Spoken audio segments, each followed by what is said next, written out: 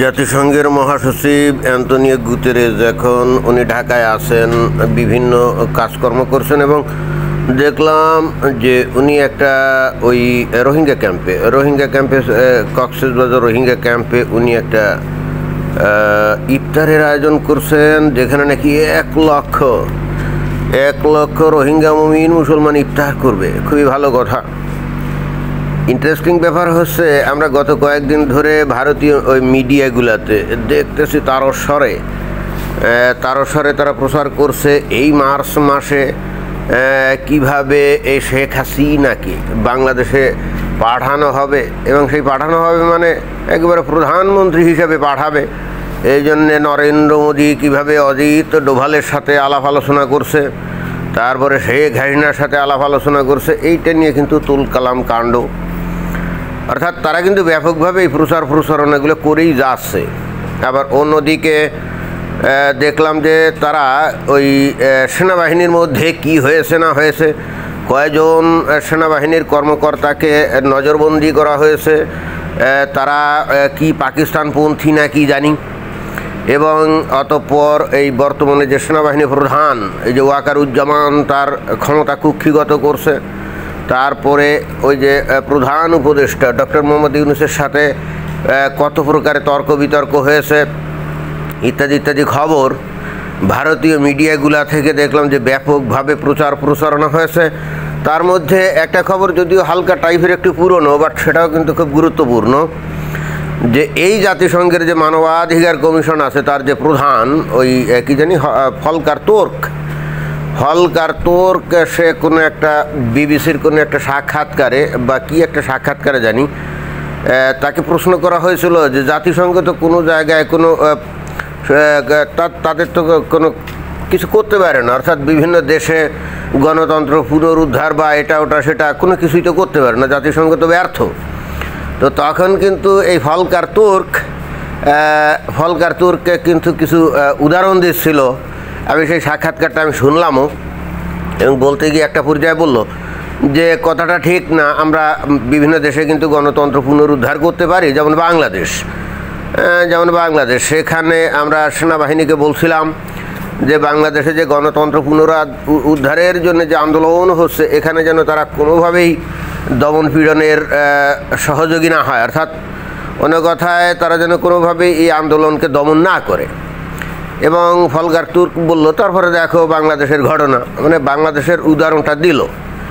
সব মিলিয়ে একটা হজবরল পরিস্থিতি। এখন কোনটা সঠিক কোনটা বেঠিক এটা আমরা ঠিক জানি না। আবার এইটা নিয়ে যখন দেখলাম যে বাংলাদেশেরও বিভিন্ন রাজনৈতিক বিশ্লেষকরা নানা রকম কথাবার্তা বলছে এই ফলকার তুর্কের বা জাতিসংঘের এই হস্তক্ষেপ বাংলাদেশে এই যে গণঅভ্যুত্থানের পিছনে, তো বাংলাদেশের নানা রকম রাজনৈতিক বিশ্লেষকরা যখন এটা নিয়ে বেশ তুলকালাম কাণ্ড করছে, ভিডিও বানিয়ে তাদের ইউটিউবে আপলোড দিচ্ছে, তখনই দেখলাম যে আবার সেনাবাহিনীর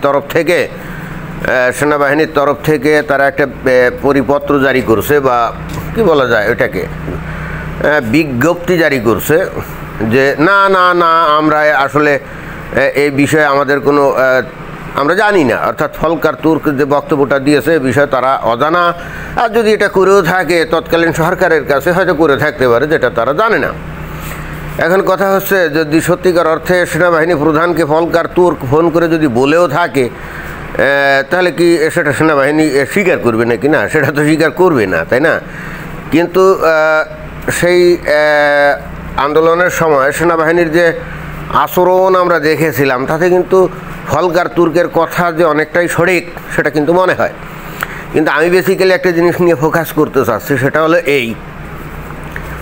আমি পরে এই ফলকার তুর্কের এই ঘটনার ব্যাপারে আমি কিন্তু আগেও ভিডিওতে বলেছি যে সম্ভবত এইবার ওই যে তখন তো জো বাইডেন ক্ষমতায় ছিল, ফলকার তুর্ক নিজে উদ্যোগী হয়ে সেনাবাহিনী প্রধানের কাছে এই ধরনের কোনো ফোন টোন করবে আমার তা মনে হয় নাই।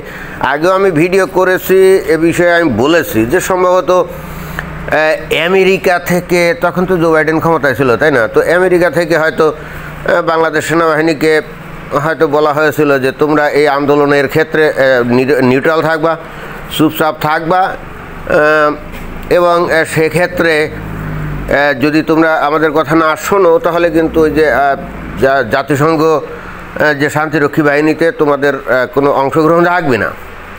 আমি বলেছিলাম যে এইটা, কিন্তু এখন ঘটনার দৃষ্টি দাঁড়াচ্ছে যে হয়তো আমেরিকা থেকে না বললেও আমেরিকা থেকে হয়তো জাতিসংঘকে বলা হয়েছিল এই তোমরা বলে দাও এরকম।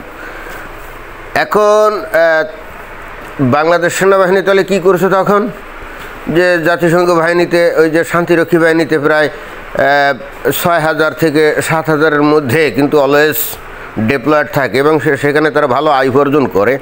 তো তবে আমি এ বিষয়ে একটু তথ্য তালাশ করলাম যে আসলে জাতিসংঘ বাহিনীতে বাংলাদেশের কত সৈন্য ডিপ্লয়েড থাকে আর তারা বছরে কত টাকা এই জাতিসংঘ বাহিনী থেকে ভাতা পায়। তো এটা নিয়ে তথ্য তালাশ করতে গিয়ে আমি আশ্চর্য হয়ে গেলাম যে এখানে একজন সৈন্য মাত্রই প্রায় $1,500 মতো তারা ভাতা পায়, মাত্র $1,500 মতো ভাতা পায় মাসে। তো 2 বছর যদি ওখানে ডিপ্লয়েড থাকে তাহলে মোটামুটি একটা ভালো রকম অঙ্ক পায়, তাই না? এবং আমি একই সঙ্গে এখানে আমি করলাম, তথ্য তালাশ নিলাম যে এখানে বাংলাদেশের এই যে শান্তিরক্ষী বাহিনী যে বাইরেটারে যায় সব মিলিয়ে এরা বিভিন্নভাবে $25 থেকে $30 কোটি মতো বার্ষিক এরা আয় করে। এই টোটাল $25 থেকে $30 কোটি। তো এইটা আয় করে, অর্থাৎ এইটা তারা পাঠায়, এটা ভাতা হিসাবে পাঠায় এবং আরও অন্যান্যভাবে পাঠায়। জাস্ট 6,000 যদি হয় তাহলে আপনি যদি $1,500 করে হিসাব করা হয় তাহলে ওইভাবে হিসাব করলে হবে না, আরও অন্যান্য সাহায্য সহযোগিতা কিছু পায় আর কি। তো তখন আমি চিন্তা করলাম যে তাহলে সেনাবাহিনী কি মানে বর্তমানে বাংলাদেশের যে পরিস্থিতি, যেখানে বাংলাদেশের অর্থনীতি প্রায় ধসে গেছে। দেখেন বাংলাদেশে একটা ঘটনা যেটা ঘটছে সেটা হলো যে আইনশৃঙ্খলা পরিস্থিতি বা আরও অন্যান্য যেটা নাকি আমরা নিত্য নৈমিত্তিক আমরা যেটা মানে ভুগছি, কিন্তু বাংলাদেশের অর্থনীতি যে ভেঙে গেছে এবং এটা যে পুনরায় আবার দাঁড়িয়ে ওঠার জন্যে অনেক বছর লাগবে এবং আদৌ পুনরুদ্ধার করতে পারবে কিনা সন্দেহ। অন্য কথায় বাংলাদেশের সত্যিকার অর্থে মেরুদণ্ড ভেঙে গেছে। মেরুদণ্ড কেন ভেঙে গেছে? যে কোনো মানুষের মেরুদণ্ড এখন বলতে অর্থনৈতিক ক্ষমতাকে বোঝায়। তো বাংলাদেশের অর্থনৈতিক মেরুদণ্ড তো অনেকটাই ভেঙে গেছে। তখন আমি চিন্তা করলাম তাহলে বাংলাদেশের সেনাবাহিনীকে আমরা যে বলি যে দেশপ্রেমিক সেনাবাহিনী, তাই না? তো তারা কি ক্যালকুলেশন করে না যে বাংলাদেশে গণঅভ্যুত্থান হচ্ছে, কারা এই গণঅভ্যুত্থান ঘটাতে যাচ্ছে, এর পিছনে কারা, এবং তারা বাংলাদেশে কি করতে চায় এবং এর ফলাফল হিসাবে বাংলাদেশের পরিণতি কি হবে। তো সেই ক্ষেত্রে যে কেউই তো আমার মনে হয় যে ক্যালকুলেশন করে বলতে পারে যে তারা ধরেন যে $30 কোটি তারা বছরে বাংলাদেশে তারা আয় করে, তাই না? তো বাংলাদেশের বস্তুত ক্ষতি কত মিলিয়ন বা বিলিয়ন ডলার হবে। এই যে বর্তমানে বাংলাদেশের অর্থনৈতিক যে ধস এবং বাংলাদেশে ব্যবসা বাণিজ্য শিল্প কারখানা ইত্যাদি বন্ধ হয়ে গেছে, বিভিন্ন দেশের থেকে বাংলাদেশের যে গার্মেন্টস পণ্যের যে অর্ডার, এগুলো আমি একটা স্ট্যাটিস্টিক্যাল ডাটা দেখলাম যে মোর দ্যান 70% অলরেডি বাংলাদেশের থেকে তারা অর্ডার উইথড্র করে এইগুলো ভারত এবং ভিয়েতনামে নিয়ে গেছে। তো এই অর্ডারগুলো আর কি ফিরে আসবে সহসা? অর্থাৎ অন্য কথায় এই গণঅভ্যুত্থানের পরে বাংলাদেশে যে ক্ষয়ক্ষতি হয়েছে, অর্থনৈতিক ধস নামছে, এতে কত বিলিয়ন ডলার হবে? নিশ্চয়ই বহু বিলিয়ন ডলারই হবে। তাহলে এই 25 থেকে 30 কোটি ডলারের জন্য এই সেনাবাহিনী এর লোকজন ওই 5 আগস্ট বা তার আগে এই যে নিষ্ক্রিয় থাকলো, তাহলে বিষয়টা কি লাভ হলো না লস হলো? আমি সেই হিসাবটা মিলাতে যাচ্ছিলাম যে সামান্য 25 কোটি ডলারের জন্য গোটা দেশের অর্থনীতিটা ধসে গেল এবং পরবর্তীতে এই সেনাবাহিনীর লোকজন তো বাংলাদেশেই থাকবে নাকি? তো যদি বাংলাদেশে থাকে আর বাংলাদেশে তারা তো চিরকাল চাকরি করবে না, একটার সময় তো তারা অবসরেও চলে যাবে। তো তাই যদি যায় তাহলে তখন এই বাংলাদেশে তাদের তো বসবাসই তো করতে হবে। তো বাংলাদেশের অর্থনৈতিক ভিত্তি যদি ধ্বংস হয়ে যায় তাহলে বাংলাদেশে তারা থাকবে কী করে? এবং তখন আমার একটা প্রশ্ন জাগলো যে আন্তর্জাতিক শান্তিরক্ষী বাহিনীতে চাকরি করার জন্য তো বাংলাদেশ সেনাবাহিনী গঠিত হয় নাই, কি গঠিত হয়েছে? না, বাংলাদেশে বহিঃশত্রু আক্রমণ করলে বাংলাদেশকে রক্ষার জন্যই বাংলাদেশ সেনাবাহিনী গঠিত হয়েছে। তাই তো। তাহলে শান্তিরক্ষী বাহিনীতে কাজ করে কিছু আয় উপার্জন করবে বলে বাংলাদেশে যে একটা ভয়ঙ্কর রকমভাবে এই যে ধ্বংস যেগুলো হলো, তো এগুলো সেনাবাহিনীর লোকজন কি একেবারে ক্যালকুলেশন করে নাই নাকি কি জানি, আমি ঠিক জানি না। বাট আমার কাছে মনে হলো যেটা গুরুত্বপূর্ণ যে, এবং একই সঙ্গে আমরা এটাও তো দেখলাম যে বা শুনলাম যে আমেরিকার USAID থেকে $29 মিলিয়ন দেওয়া হয়েছিল। শুধু তাই না, বিভিন্ন সময় আরও অনেক টাকা পয়সা দেওয়া হয়েছিল। তো যারা যারা এই টাকাগুলো পেয়েছিল এবং যারা নাকি বাংলাদেশে সরকার পরিবর্তনের জন্য চেষ্টা করছে, তারা কি কখনো কল্পনা করে না যে এই বাংলাদেশের সরকার পরিবর্তন হলে পরবর্তীতে বাংলাদেশের পরিস্থিতি কি হবে? তো এই সমস্ত বিষয় নিয়ে আমি একটু চিন্তাভাবনা করছিলাম যে এটা কিভাবে সম্ভব যে বাংলাদেশে আসলে ম্যাটিকুলাসলি প্ল্যান করে বাংলাদেশকে ধ্বংস করা ছাড়া এখানে বাংলাদেশ আসলে কিছু পেল। আমি ঠিক জানি না, আমার মাথায় ঢুকছে না আসলে বিষয়টা। আর এখন তো এই জাতিসংঘের যে কি মহাসচিব গুতেরেস বাংলাদেশে চলে আসছে, তো এই ভদ্রলোক বাংলাদেশে আসলে আমাদের ফায়দাটা কি? বাংলাদেশকে এই ভদ্রলোক কি কোনো কিছু সাহায্য সহযোগিতা করতে পারবে? আমার তো তা মনে হয় না। তারপরে যে রোহিঙ্গাদেরকে নিয়ে ইফতার করছে, তো রোহিঙ্গাদেরকে কি আবার মায়ানমারে পুশব্যাক করানোর ক্ষেত্রে সফল হবে না?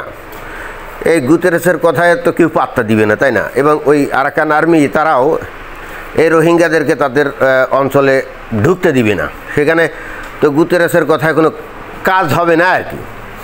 এখানে এসে VIP মর্যাদায় ঘুরবে ঘাড়বে, কিছু লেকচার দিবে ওই পর্যন্তই।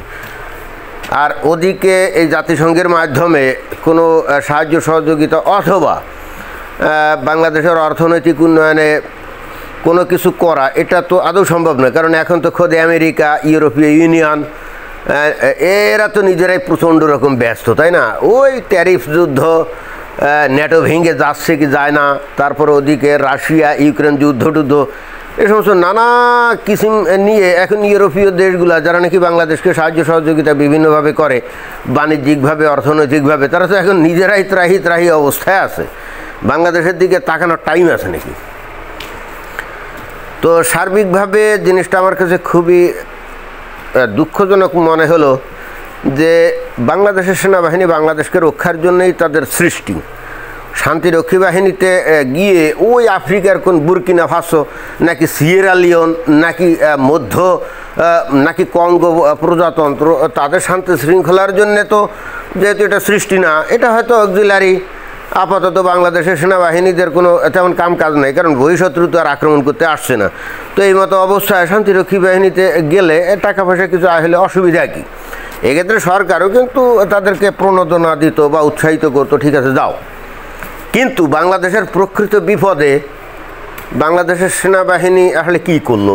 আমার কাছে এটাই মনে হলো যে শুধুই মাত্র ওই 25 থেকে 30 কোটি ডলারের জন্য টোটাল দেশটা যে ধ্বংস হয়ে গেল।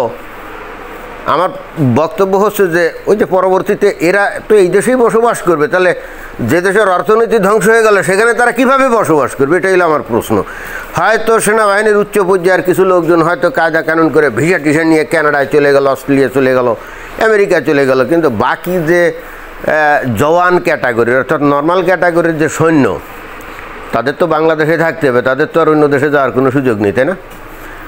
তো জাস্ট আমি আপনাদেরকে চিন্তার খোরাক দিলাম যে দেখেন, মেটিকুলাসলি প্ল্যান করে এই আন্দোলনটা সংগঠিত করেছে কে? ডক্টর মোহাম্মদ ইউনূস।